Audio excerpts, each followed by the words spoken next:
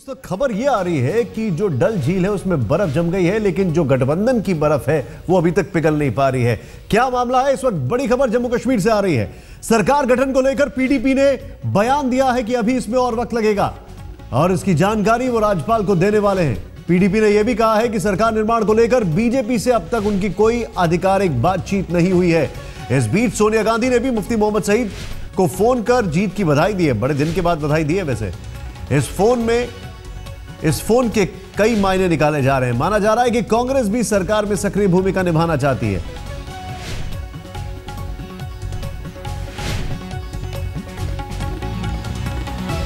BJP से आधिकारिक बातचीत नहीं, लेकिन शब्द है आधिकारिक। ध्यान दें इस पर। सरकार निर्माण पर आधिकारिक बातचीत नहीं हुई है बीजेपी से, लेकिन राम माधव का थोड़ी देर पहले बयान आया था कि जो भी सरकार बनेगी उसमें बीजेपी की अहम भूमिका रहेगी। जम्मू और कश्मीर में सरकार पर सस्पेंस बरकरार है। सोनिया गांधी ने मुफ्ती मोहम्मद सईद को फोन किया, बधाई दी जीत की। सरकार गठन में अभी वक्त लगेगा, यह पीडीपी का बयान। बीजेपी का बयान कि जो भी सरकार बनेगी उसमें एक अहम भूमिका रहेगी बीजेपी की।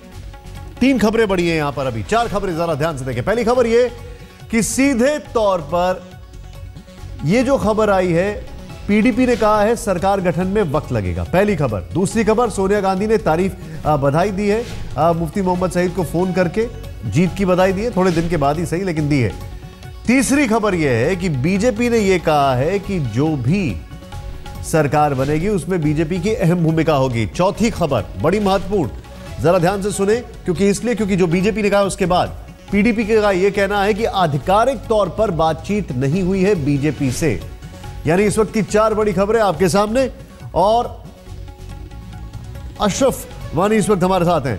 अशरफ, बीजेपी से आधिकारिक बातचीत नहीं हुई है और सरकार बनाने में वक्त लगेगा। पीडीपी क्या देख रही है, क्या टटोल रही है?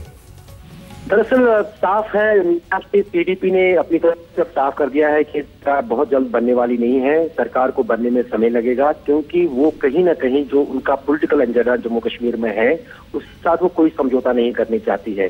पीडीपी को पता है कि अगर वो बीजेपी के साथ दौड़ीबाजी में चली जाती है तो कहीं ना कहीं उसकी साख जो है कश्मीर में खत्म हो जाएगी। तो कहीं ना कहीं वो अपने आप को भी बचाना चाहती है, पार्टी को भी बचाना चाहती है और सरकार भी देना चाहती है।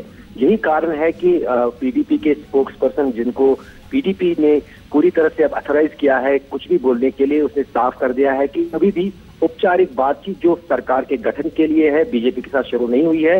हाँ, फॉर्मल इनफॉर्मल बातचीत हुई, लेकिन उसमें सरकार बनाने की कोई कवायद सामने नहीं आई है। सीधे एक चीज जानना चाहता हूं। थोड़ी देर पहले हमने देखा है कि आपने तस्वीरें भेजी है, खबर भेजी है कि डल झील में जो है बर्फ जमना शुरू हो गई है। इस फोन कॉल के साथ, मैं थोड़ी अलग सी तुलना कर रहा हूं, इस फोन कॉल के साथ सोनिया गांधी के, क्या बीजेपी की उम्मीदों पर बर्फ जमना शुरू हो जाएगी?